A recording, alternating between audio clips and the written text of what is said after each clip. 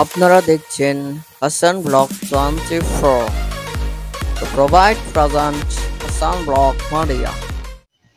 তো প্রিয় দর্শক, আপনারা দেখছেন এই মুহূর্তে আমি আছি 10 নং সুন্দরপুর 2 নং ওয়ার্ডে।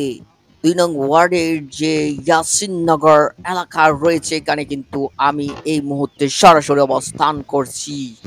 সো দর্শক, আপনারা দেখছেন অনেক বড় একটা ব্রিজ নির্মাণের কাজ চলছে। ইতিমধ্যে এটার প্রায় শেষের দিকে।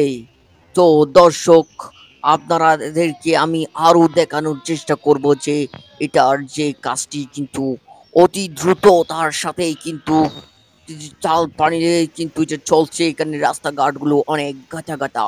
সো গাইস, এখানে রাস্তাঘাটগুলো দেখলেই মনে হবে আমরা কেন যেন একটা পাহাড়ি অঞ্চলে বসবাস করছি। আর এদিকেই দেখুন, রাস্তার উপরে তক্তা বিছিয়ে চলছে গাড়ি। আর এটা কিন্তু খুবই বিপজ্জনক। দেখেন, রাস্তা থেকে বৃষ্টি প্রায় 3 থেকে 5 মিটার লম্বা। তো দর্শক, আমি আপনাদেরকে আরো দেখানোর চেষ্টা করব। এখানে দেখেন এদিকে কতটুকু বিপজ্জনক এই রোডটি, সেটা চোখের পলকে আপনি কিন্তু এটার প্রাঞ্চ পড়ে যাবেন। তো দর্শক দেখুন, এখানে কেমনটা দেখা যাচ্ছে দূর থেকে, কিন্তু এটা অনেক বিপজ্জনক রোড। তো অবশেষে এখানে কিন্তু মাটিতে যে মাটি না, এটাগুলো হচ্ছে কংক্রিট ফেলানো হচ্ছে এখানে রাস্তাটি।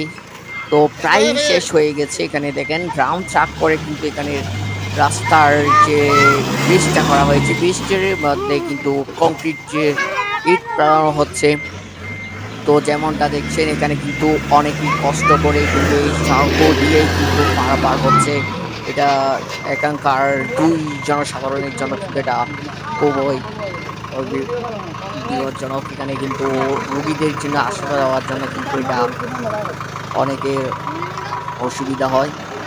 তো যেমনটা এখানকার এলাকাবাসীরা আমাদেরকে জানিয়েছেন যে এখানের যে রাস্তাগুলো কাজ হচ্ছে, এগুলো অনেক স্লোলি কাজগুলো করছেন। তো এই মুহূর্তে আপনারা দেখছেন এখানে ড্রাম ট্রাক করে কিন্তু এই মুহূর্তে এখানে ইট ভাঙা ফেলানো হচ্ছে। তো এখানকার যিনি আছেন, ইনি জানিয়েছেন অতি দ্রুততার সাথে কিন্তু এই রাস্তার কাজগুলো হবে।